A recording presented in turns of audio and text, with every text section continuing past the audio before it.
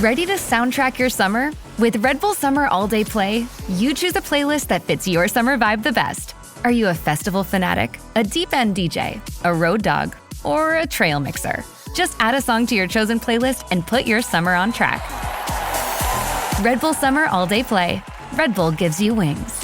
Visit redbull.com/brightsummer to learn more. See you this summer. So good, so good, so good. Everything you want for summer is at Nordstrom Rack stores now, and up to 60% off. Stock up and save on the brands you love like Vince, Sam Edelman, Frame, and Free People. Join the Nordy Club to unlock exclusive discounts, shop new arrivals first, and more. Plus, buy online and pick up at your favorite Rack store for free. Great brands, great prices. That's why you Rack. Welcome back to Fine Tuning with Drew Taylor, your one-stop shop when it comes to animation news and commentary.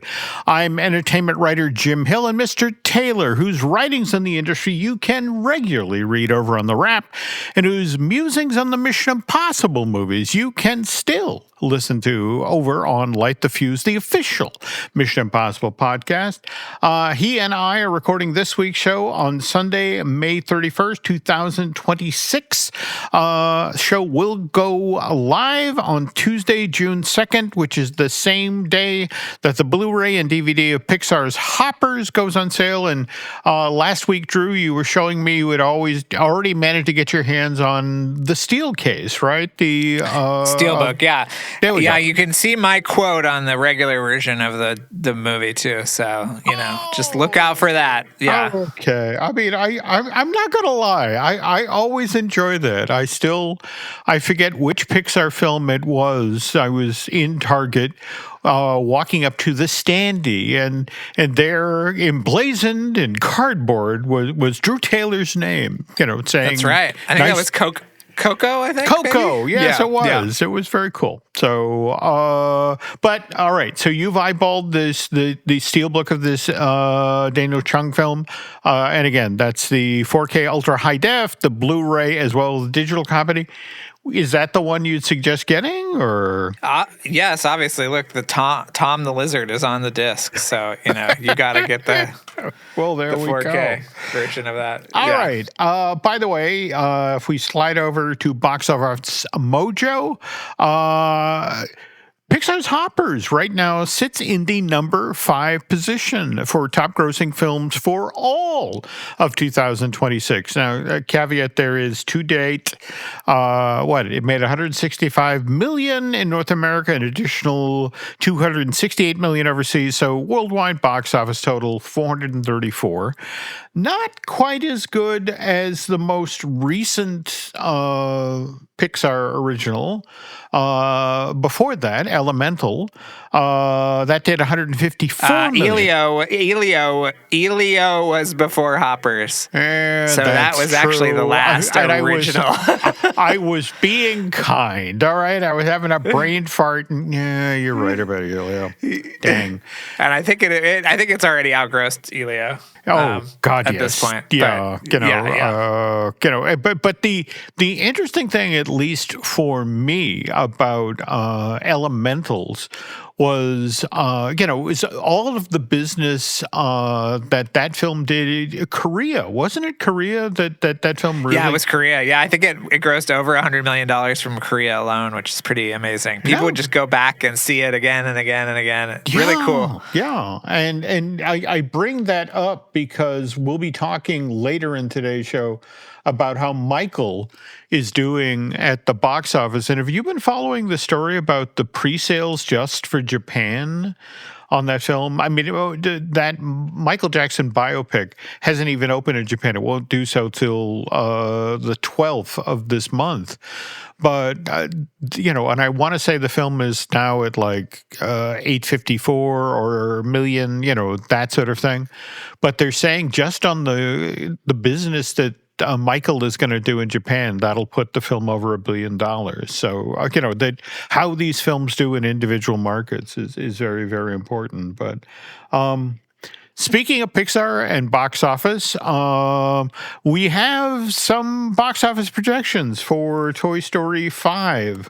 Do you want to talk about what people are saying about, how potentially this Andrew Stanton film is going to do later this month? I mean, I've seen, projections of perhaps over 150, which would put it, above the 120 that Toy Story 4 made in June 2019 in the before times, Jim. So there we go. Yeah, I mean, this is going to be a monster, and the marketing machine is really kicking up. There is a billboard on Riverside and Cahuenga, which is always let's a talk very about this. Okay. Because this story I've never seen broke. Anything like it before. Okay. Yeah. All right. This story broke over this past weekend. And so, all right, you've seen the billboard in person, right? Or I'm talking about the billboard with the screen, but there are other billboards that are, there's one in West Hollywood that I have seen that are pointing to a certain pop star. Yes, yes. Yeah. A certain pop star that shares the initials with Toy Story. Yes. And yes. That would certainly, add some fuel to the box office fire, don't you think? Or? Yes, and I think that now I am understanding why they only showed us 45 minutes of the movie a few weeks ago. Speaking of which, that later on in today's show, Drew is now free to talk about those 45 minutes. I am. But again, that's later on in today's podcast. And before that, we have to acknowledge our sponsor, who is, of course, unlockmagic.com, the go-to place for some of the best deals in theme park tickets. And if a trip to Universal or Disney is on your radar in 2026, Unlock Magic can help you lock in great ticket prices without the stress. And it'll all be handled by people who really know the parks and, more importantly, know how to save you money. So if you're starting to say, okay, maybe this is the year that we finally go, head on over to unlockmagic.com to grab the best ticket deals and make that future trip just a little bit more magical. Okay, we now pivot to the domestic box office for this past weekend, and it was a big weekend for scary movies here in North America, with two relatively low-budget films, both from Blumhouse Atomic Monster, by the way, selling lots and lots of tickets domestically. Have you seen Backrooms? I haven't seen it. I hear it's fabulous, but it's pretty amazing what it did this weekend. 80 million. Well, we have an estimate of 81.4, but again, we're waiting on the real numbers, folks, over opening weekend in this territory. And then Obsession, which is, by the way, starting its third weekend in domestic release, that did 25 million, an estimated 26.4 in the same territory. Mandalorian Grogu, starting its second weekend in North American theaters, saw a pretty steep drop-off in domestic ticket sales. Estimated 69%? Is that what you're hearing too? Or I heard that it could be as high as like 73%. That's great. Sounds like, and I also saw a report on Twitter today of that they already have some of the merchandise in the outlet stores. So okay, all right. Well, all right. But we were just talking about Michael starting its 6th week in North American theaters. Did $11 million worth of tickets over this weekend. So $339 million in North America, an additional 506 overseas, and 846 million worldwide so far, not 854. And again, Japan looming. So that one looks like $1 billion earner, though they're also saying that about Minions and Monsters, the new Illumination film, which arrives in theaters July 1st, just 11 days after Toy Story 5, which again bows on June 19th. And the thinking there is what? The original Minions, when it arrived in theaters was April of 2015. That did $1.1 billion, whereas Minions: The Rise of Gru, when it arrived in theaters summer of 2022, that did $940 million, and we were still dealing with pandemic cinematic experience at that point, right? Yeah. I mean, it still did pretty well, but yeah, I think that definitely. Okay. I remember the sensation of going to the theater and seeing that movie, and I remember nothing about it except that it was set in the 60s, I think. That's it. There we go. By the way, Universal seemed determined. I think this one looks really cute, though. I'm excited about this one. Well, I have to admit, I want to meet the person at Illumination who said Cthulhu. Just like, yes, we could do a plush. So let's do that. But yeah, Universal seems determined to do what they need to, what they have to make Minions: The Monster a top earner for the summer. This is, for example, why the Mega Movie Summer promotion that they're doing at the Universal Parks, especially Universal Studios Hollywood, from June 13th to August 9th, has a Minions and Monsters component. They've created walk-around characters of Henry and James. These are the two new Minion characters that'll be introduced to the franchise with Minions and Monsters. They'll be appearing in Super Silly Funland. That's at Despicable Me-themed Miniland on the upper lot at Universal Hollywood. And in the Minion Cafe nearby, there's going to be Minions and Monsters inspired food items, a berry lemonade cupcake, and a plate of carbonara, which I may need to actually try when I'm out in LA later this summer for the D23 Expo. And speaking of D23, and I missed this earlier this year, Drew, but did you know that D23 ceased complete publication of the Disney 23 magazine back in January of this year? And yeah, I mean, I was already annoyed that they took it away from your subscription. Yeah. That you actually had to pay. So I don't have the last few because I'm not a chump. But yeah, the fact that it's just over now, and yet somehow I was charged $150 for a membership that is getting me what exactly? Well, it is so interesting you bring this up because that I have the same level of membership that Drew does, and and what I get now. And again, I used to use the magazine for research for podcasts. I was getting something of value out of them. But now, what I get for my D23 membership renewal is I get a statue I never take out of the box, a set of pins I can't give away, a certificate I'm never going to display, a card that sits in my wallet that I don't do anything with. And I mean, Drew, at least you live out in California and you could potentially do some of these fan events that they do on the Disney. I feel like I never know about them until I see something about it. I see Inside the Magic is there or whatever. And I'm like, oh, it would have been nice to know about that. Yeah. I haven't gotten the pins yet. I'm dying for them, so bring them out to me in please. August. I will happily. Yeah. I mean, it's just the thing that I it's like, what am I getting for this money? Because to be honest, I'm certainly not getting preferred treatment when I go to buy tickets to the D23 Expo. Right. I mean, every 2 years, that's an absolute nightmare. And they never get better at it. I mean, what are we paying for? I have no idea.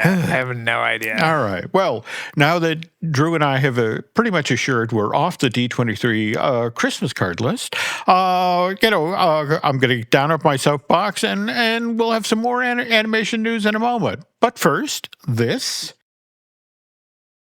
Study and play come together on a Windows 11 PC. And for a limited time, college students get the best of both worlds. Get the Unreal College Deal. Everything you need to study and play with select Windows 11 PCs. Eligible students get a year of Microsoft 365 Premium and a year of Xbox Game Pass Ultimate with a custom color Xbox wireless controller. Learn more at windows.com/student offer. While supplies last. Ends June 30th. Terms at aka.ms/collegepc. This episode is brought to you by Redfin. You're listening to a podcast, which means you're probably multitasking. Maybe even scrolling home listings on Redfin, saving homes without expecting to get them. But Redfin isn't just built for endless browsing. It's built to help you find and own a home. With agents who close twice as many deals, when you find the one, you've got a real shot at getting it. Get started at redfin.com. Own the dream. And we're back. Okay, on last week's show, we spoke about how the 9th season of Rick and Morty was about to get underway at Adult Swim. In fact, it did so this previous Sunday with an episode that showcased evil Morty, who is one of Rick Sanchez's arch enemies. But another one of Rick Sanchez's arch enemies is President Andre Curtis, who is voiced by David Keith, who's been popping up in Rick and Morty since season 2 of this animated series. That season of the show debuted back in July of 2015. And I bring up President Curtis because next month, July 2026, that Rick and Morty character is getting spun off into his own animated series. We're getting, 10 episodes that will air on Cartoon Network as part of their Adult Swim programming block. And speaking of animated series that debut... You know who I was hanging out last night with? Who? Jim, shut up for a second. Look at your phone right now. See who I was hanging out with last night. Look at you have your cell phone with you? Oh, no. Wow. All right. That was not planned. He did not know I was going to be talking about David Keith. No, it was not planned. Oh, wow. All right. No. So what were you doing with David Keith? I was hanging out with him last night.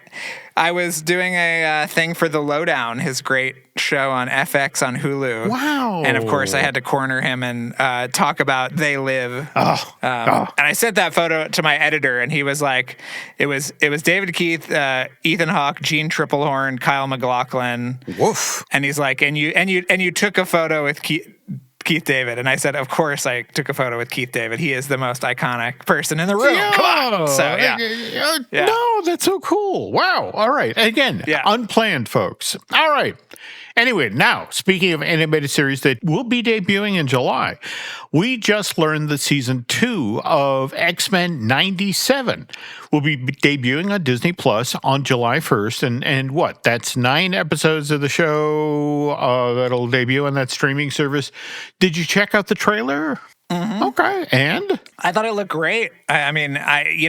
We still have no idea what went on behind the scenes with the creator of the show and all of that, but I thought it looked really terrific. Mm-hmm. I think it's so funny that they're keeping the kind of 90s centered, because as we know, at the end of the last season, the X-Men were kind of scattered through time. Oh.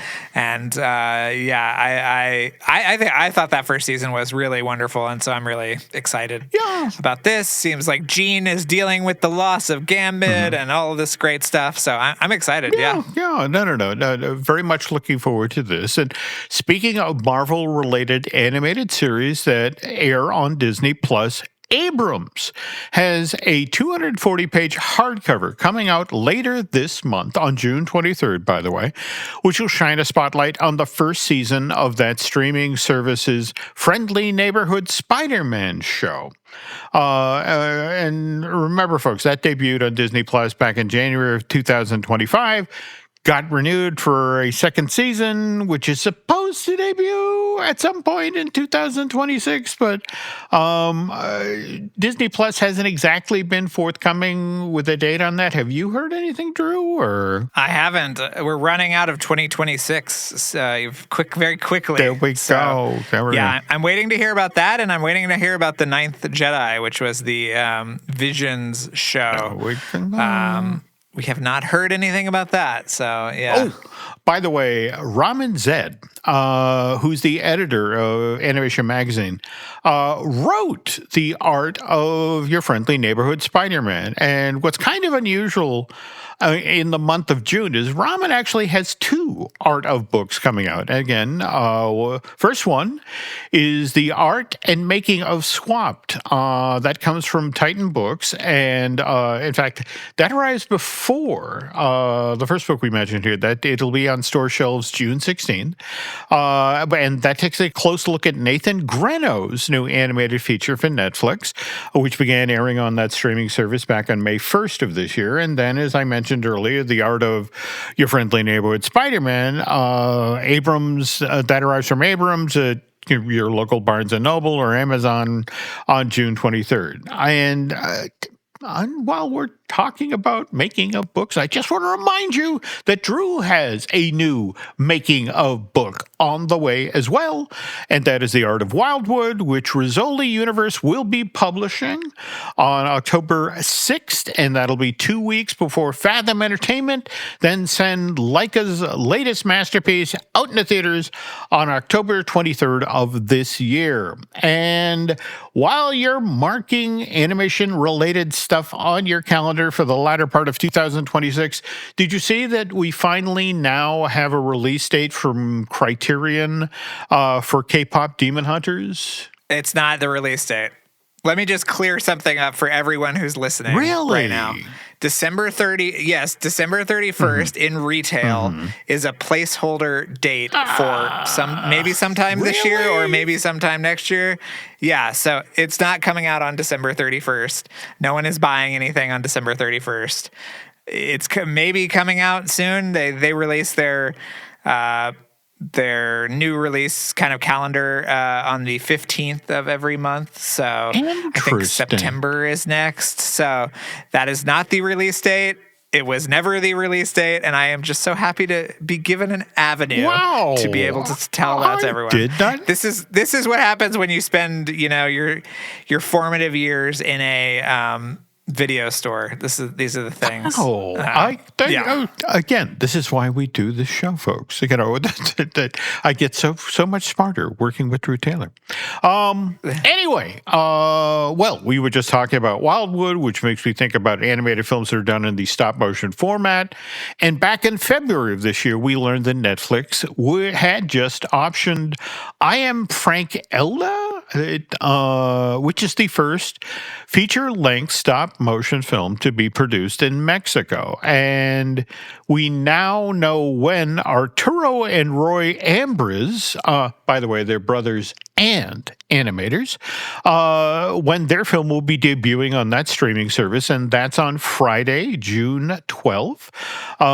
Can't wait to see this 114-minute long film. I saw it. Did you really? Wow. It's great. Okay. I talked to the brothers this week, and they are literally the loveliest guys in the world. So I hope this is a big hit for them. Oh, that is so cool. And yeah, I never saw the original series, so I don't know how it connects. I think it's a prequel. Okay.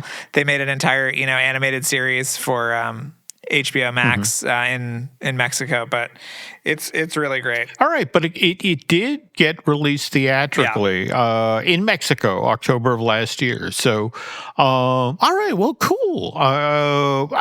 And speaking of animated features getting a theatrical release, The Adolescence of Utina. I'm pronouncing that name right. Utina? Yeah, I think that's what it is. Yeah.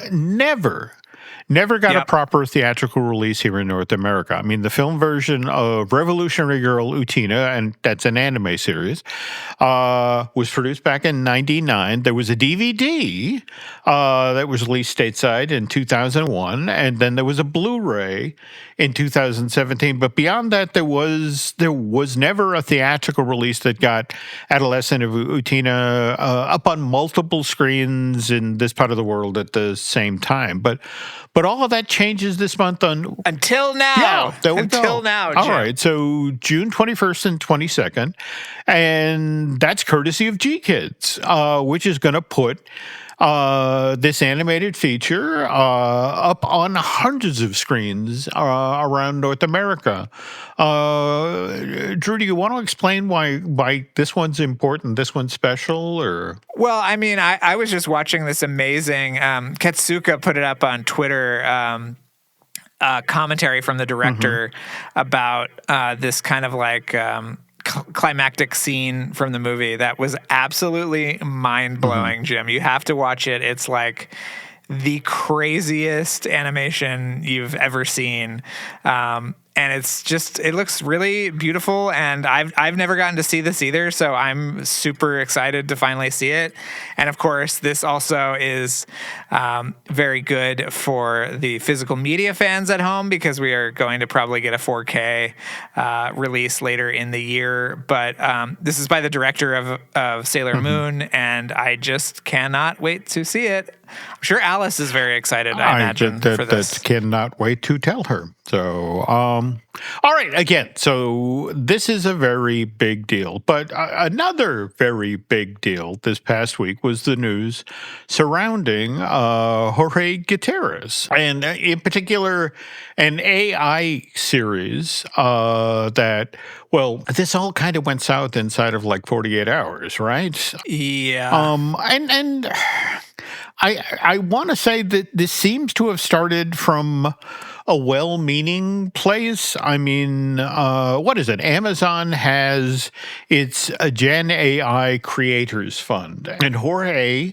had agreed to work on a project for them. What is it? The Punky Duck, which, by the way, actually sounds like a really fun show. Logline is a lovable punk duck and his best friend Smiley Cat tear through a wildly exaggerated Los Angeles, hilariously stumbling onto alien inventions, giant monsters, robot criminal conspiracies, telenovela-style family dramas, and supernatural mayhem, and all while trying and usually failing to do the right thing. And you know, that last little bit of it, I want to say that it sounded like Jorge was trying to do the right thing with AI and animation going into Punky Duck, right? Or at least those were his intentions? I think so. I mean, I really love Jorge. He's a very good friend of mine, and I love him as a artist and as a creator. And I think the idea was to really empower artists to use the tool, not to have it generate art, that was being, fabricating things based on other artists. And, he was just like, this thing got a green light in 2 months. It's like, it really helped the process. And, we really don't know how AI is being used in other productions. We don't. And he was mercilessly attacked on social media. And I think there were a few reasons for this. I think the other two projects that they announced, which one was a very clear K-pop Demon Hunters ripoff, and then the other one was based on a BuzzFeed property that the original creator had no idea was even being produced. So I think it got lumped in with these other kind of less morally sound AI creations. And then, like 2 days or a day later, he said, I'm out. I'm not doing it anymore. I know that he was receiving a lot of flack, a lot of threats, his family, his safety was, involved. So I don't blame him. No. But I get that. And obviously, in a situation like that, the safety of your family, that sort of thing, that has to be the priority. But there's just a part of me that feels like this is a missed opportunity. I mean, I would have loved to have seen what a Jorge Gutierrez could have done with this tool set and with these characters. But, again, just the fact that, his project gets lumped in with these other two that, are clearly ripoffs. We had a principled artist here that could have done something interesting, who got scared off by the mob. And now, don't get me wrong, we still have, for example, I'm hoping the thing that got announced back in February, Chihuahua, that his animated feature that was supposed to be a Netflix original that was now going ahead with Snafu Pictures. Likewise, he was also working on that Speedy Gonzalez thing for Warner's. That's still going forward, right? Or yeah, both are still in the hopper. I saw him at the Warner Brothers open house a couple of weeks ago, and he said that Chihuahua is moving forward. I think they've got some really interesting partnerships that are developing there, and I was talking to him after the news broke that he was stepping away from this, and I said, well, at least you have 900 other projects in various states of development. Okay. So, I think that made him feel better. Yeah, but at the same time, I mean, it's just this Punky Duck sounded fun. And I just would have been interested to see what Jorge Gutierrez would have done with that property using the AI tools. But now we won't know. So, anyway, speaking of animation for adults, when we get back from this next break, we're going to talk about a very adult animated series and then an animated series of films that are very much loved by adults. But first, this. At first, I didn't think it was real. I woke up to this blinding light, and I was transported to another place. Pluto TV. Then I heard a voice. Come with me if you want to live. There were thousands of movies and shows, and they were all free. Truth is It's just so beautiful. On Pluto TV, free streaming of Terminator 2, Fringe, Arrow, The 100, and The X-Files may cause excitement, loss of sleep, and sudden belief in extraterrestrials. No credit cards or alien encounters necessary. Pluto TV. Stream now, pay never. This episode is brought to you by State Farm. You know those friends who support your preference for podcasts over music on road trips? That's the energy State Farm brings to insurance. With over 19,000 local agents, they help you find the coverage that fits your needs, so you can spend less time worrying about insurance and more time enjoying the ride. Download the State Farm app or go online at statefarm.com. Like a good neighbor, State Farm is there.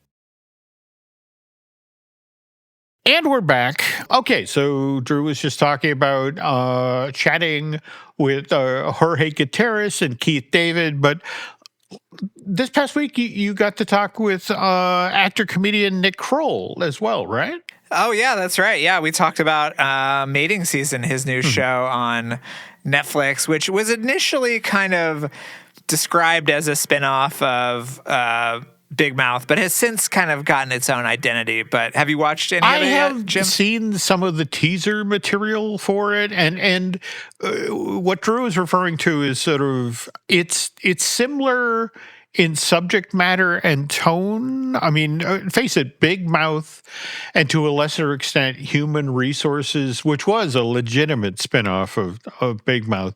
Well, I mean, it told the story from the point of puberty and adolescence, but it was about love and relationships and how messy they can get, right?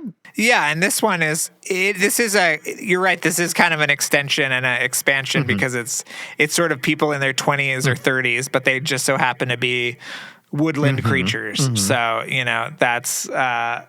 that's how this kind of extends the narrative that was started with Big Mouth, for sure. And, so just to recap with Big Mouth, I mean, that show debuts on Netflix in September of 2017 and was very successful. I mean, 8 seasons, only just wrapped up in June of last year, 2025. And as we mentioned, there was a direct spinoff of that show, Human Resources, that bout in March of 2022, ran for 2 seasons and wrapped by June of 2023. And but in your conversation with Nick talking about Mating Season, he sort of alluded to that maybe there's more Big Mouth to come. Absolutely. He said that, that Human Resources was meant to be more seasons, that it was kind of a victim of circumstance, and that he is always looking at ways of expanding the Big Mouth universe in another show or whatever it may be. But that he's really committed to animation, and obviously Mating Season is the latest on that kind of agenda. So you should watch it, Jim. It's really good. Okay. Very, very funny. Now, speaking of animated series, we are now up to 5 Toy Story films. And though Andrew Stanton, in recent interviews, has suggested that there's actually material out there for 2 more feature films in the series, but he also talked about how these films now are time stories. I mean, they're not necessarily, tied to, well, again, early on we talked about what went on in Andy's bedroom, what happened with the toys up there. But as of Toy Story 3, the toys got handed off to Bonnie. But it's such a rich universe with very vivid stories that what's kind of interesting about Toy Story 5, and I'm trying to be careful here, folks, not give anything away, but it does manage to revisit one of the more traumatic stories from Toy Story 2, and that's when Jessie lost her little girl Emily. I mean, she grew up and literally left Jessie by the side of the road being donated. And okay, so to pivot here now, Drew, you've actually seen 45 minutes of this film, the first 45 minutes, right? So, I have, yes. Yeah, no, it was the first 45 minutes. And what's different about this one is this is very much a Jessie-centric Toy Story, right? Yes, yeah. And I think that was always the goal, to make it all about Jessie. And, Andrew Stanton said, it's about time that she got her own movie. So, it's a really interesting movie that it's got some really interesting big swings that this thing takes that I am very excited to hear what people will think about those swings. But it is very Jessie centered in a way. It's very Emily centered. I will say that too, in some interesting ways. But I don't know what Jim has read. Now Jim probably knows more about this movie than I do, and I've seen 45 minutes of it. All right. So.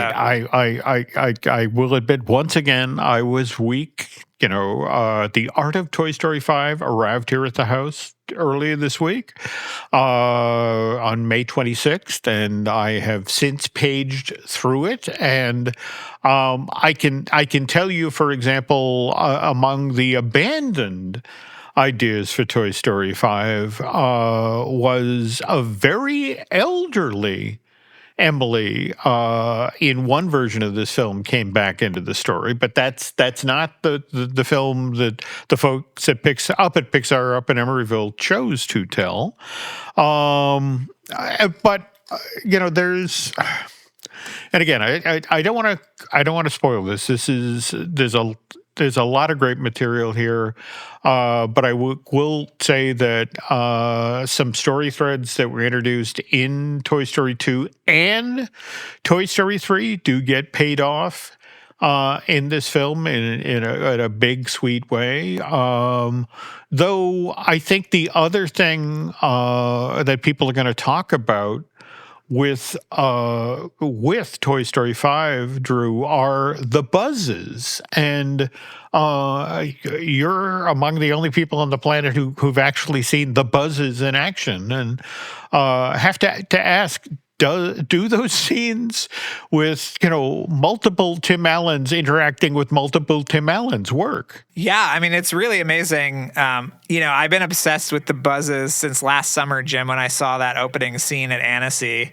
And I thought, holy Lord, this is like such a wonderful, interesting way to start this movie off. And then I wrote a big piece for The Wrap this week, and I talked to Bob Pauly and the head of VFX, as well as Stanton and the the filmmaking team.